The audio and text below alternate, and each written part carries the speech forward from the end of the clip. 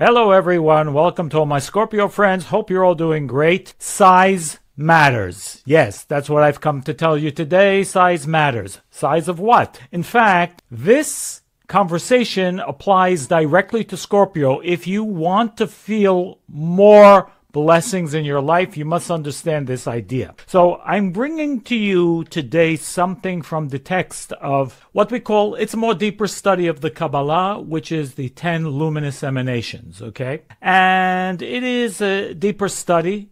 For those who have not yet begun on the path of study, at least some of the basic principles of Kabbalah, please feel free to join me, register for the new crash course. I've been speaking about it. We're looking towards the first week in January to make it happen. Go to info@rabbieabe.com and put crash course in the subject line. We'll send you the information as soon as it becomes available. Well, that you will understand is all of us have a certain capacity to receive. Each one of us. You know, what's interesting is every single one of us seems to have a different capacity for things. And when we say capacity, what is it that we mean actually? What's a capacity? In other words, if you're happy, if you're feeling fulfilled, if you're feeling secure, if you're feeling whatever.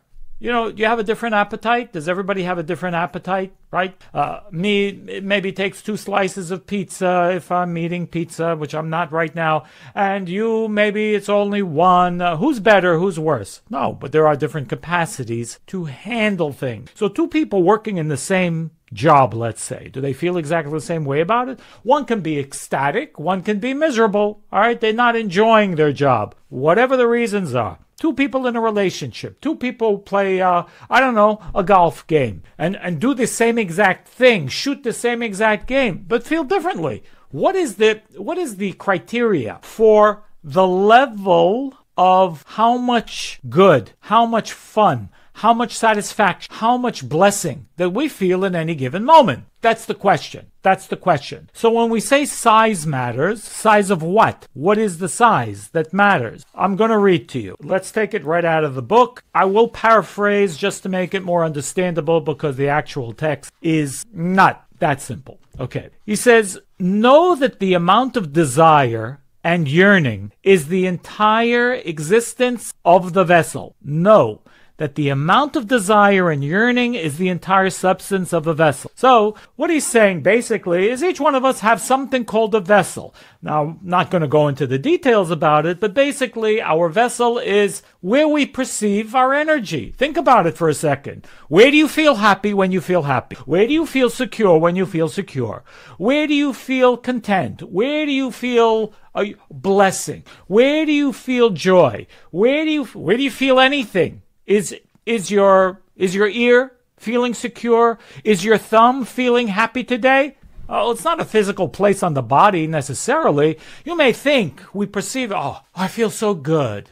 Inside. Inside where? In your heart? In your lungs? Where? Or is it in your head? Is it in your mind? Where is your mind? Where does your mind go when you lose your mind? Not a physical place. That's the point. It's an energetic place. It's connected to something we call desire. Now, I don't know what your desire is. I can't see your desire. You can't see my desire, we can maybe see the result of it. If you're hungry, I can't see your hunger, but I can see you eating, right? So we can't see desire, nor can we see levels of desire. I can't see if you're a little hungry or if you're starving. Okay, if you're saying, I'm starving, now I get the idea. But if you're just sitting there calmly and you're starving to death, I wouldn't know the difference. That vessel, as we call it, is some aspect of our soul. I won't go again. Can't always get into the details of things. But we have different components, shall we say, of what we call the soul. And the soul is a non-physical part of us. Part of it is a holder. And it holds. By the way, it's part of every part of us physically. Yes, that's true. And then there are certain parts which are in more, different compartments. But it's the holder for all the non-physical energy that we feel in life, which is really everything, right? Our happiness, our joy, our appreciation of beauty, our security, our freedom, the feelings. I'm talking about the feelings or perceptions, emotional gratifications, not physical. You can't hold them in your hand. You can't hold 5 pounds of security. Neither can you perceive where it's going when you feel secure, okay? We call it a vessel, okay? It has a name, a vessel. And this vessel, he says, is the amount of yearning. Yearning. Yearning is a very interesting word. When you yearn for something, it's much more than a casual desire. It's like, I don't know, however, how would you describe it? It's like almost I can't live without it. I desire it. And this is something, if you're a Scorpio, you should be able to relate to easy enough, because Scorpio is ruled by the passion. That passion can be and should be channeled towards desire. But we have to understand what correct desires are that will, when I say correct, I don't mean morally correct. I mean what will be correct for us to net us the maximum benefit. Because not every desire that we have is going to net or result in a maximum benefit. So, I tell you the truth. I'm not spiritual. I'm practical. You see, Kabbalah works. The explanations of Kabbalah work. And when I began to study the Kabbalah, I realized that was true, that it works. And therefore, I became more involved with it, because I always wanted to be more involved with what worked, okay? If there's a system to life, I want to know what it is. I want to know what it's about. This is not positive thinking. This is understanding the metaphysics or the energy of how things work in the universe. So, yearning. This is an idea. Yearning means it's the intensity of a desire that I must have it. He says this yearning is the entire substance of a vessel. That's what a vessel is made of. Again, vessel is what? The holder for our fulfillment. Keep it simple. The holder for our fulfillment. Why is that significant? And I'll just read one more paragraph. Furthermore, this substance or this desire, this yearning, determines the state of size, the size of each vessel. Remember, what did we talk about in the beginning? The question we asked, why does one person enjoy more than the other? Well, this is the root of the reason. The yearning determines the size of each vessel and each structure. How the energy extends from the creator force. Energy extends from the creator force is immeasurable. That's endless. That means two people can play a golf game, and, this one enjoyed it more, this one enjoyed it more, this one enjoyed it more, and where does it end? There's no end to the pleasure that any given person can receive from any given task, even those who do the exact same thing. Where does it end? It doesn't end. Energy of fulfillment is endless. What is not endless? He says the energy that emanates from the creator force is immeasurable, but it is the vessel. It is the vessel that limits this abundance.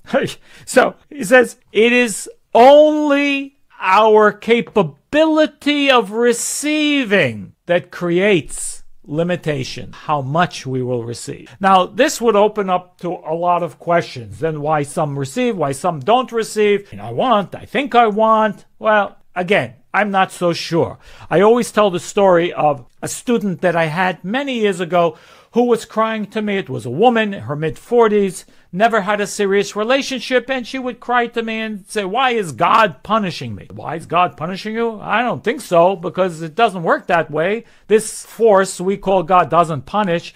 What's the problem? Well, I never had a relationship. It's about time. I this and that. And she was really upset. I said, okay, let's, tell me more. Let me get to know you, and I'll understand what's going on with you, why you haven't been able to get into a relationship. I mean, not even not success, and no relationship at all. And I got to know her. She was successful. She was a businesswoman. She was born under the sign of Leo, if you know anything about that, which means she was very independent, very in control of her life, if you understand what I mean. So, meaning, the more I got to know her, and she already, was middle-aged, I would say, mid-40s, already was set in her ways. So we put all these ingredients together, set in her ways. Leo, very in control, successful in her own right. I understood one thing. The last thing that she really, truly wanted or yearned for was any kind of relationship. She didn't want a man in her life crowding her style. She had fears. She had insecurities. So what did she really yearn for? Even though she wanted a relationship, she didn't yearn for that. You know what she really wanted? Security. And she was getting that. She was getting exactly what she wanted. But she didn't realize that that's what she wanted. In a strange sort of way, it'll be hard to see. We sort of get what we want. We just don't understand that our unconscious desires are probably controlling more of the show than our desires that we are aware of, that we know about. And this is something that Kabbalah does very well. Helps us to begin to understand what our desires are really all about. Because that's what's controlling the GPS. And we're turning this way, that way, that we sometimes don't even know why. How does this affect our Scorpios? Well, remember, Scorpios more than any sign of the zodiac can feel, yes, the greatest passion, the greatest light, the greatest intensity. True. But on the other hand, the opposite is also true. They can feel the greatest lack, the greatest empty, the greatest coldness. It's empty. Nothing. It's black. It's dark. And that's the blessing. That's the blessing. And we mentioned this in maybe other videos in a similar way, but this is a different angle. When you're feeling in that place, when you're in that place of empty, know that at this particular point in time, the universe, the godly force, the creator, is waiting to give you more than any other time. What does that mean? Because remember the rule. It is only the emptiest vessel that can receive the most new light, most new energy. Again, the emptiest vessel can receive the most. Imagine, if you're feeling full or satisfied with something, can you receive more? Well, to the degree that you're not satisfied, you can receive. If the cup is partially full, you can only receive from the part that's empty.